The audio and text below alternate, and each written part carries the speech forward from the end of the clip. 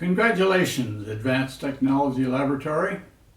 You have survived over a half century. And in these days of turmoil within the United States and elsewhere, that's quite a super stable example. What am I doing here?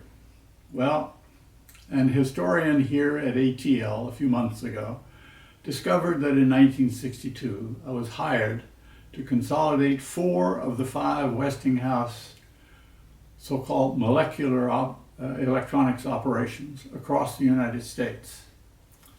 I then selected this 80-acre site and worked with our contractors to build the original 4 sections of this building. During that 4-year tenure here, we struggled to ultimately finally reach a break-even profit-wise. Then in 1962, absolutely correctly, I was fired. Then naively, I formed my own company and then sold it some 40 years later, ultimately to Honeywell. I've used the money to fund the Knowles Teaching Initiative.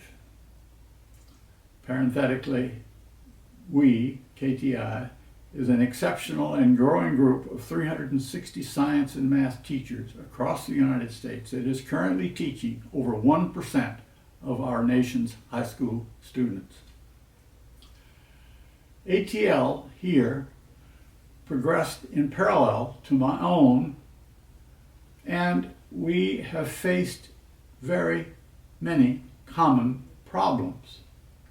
A principal one that we have jointly faced or facing is STEM education and support of STEM research in the U.S. are being severely neglected, particularly when we compare ourselves with our major competition, China.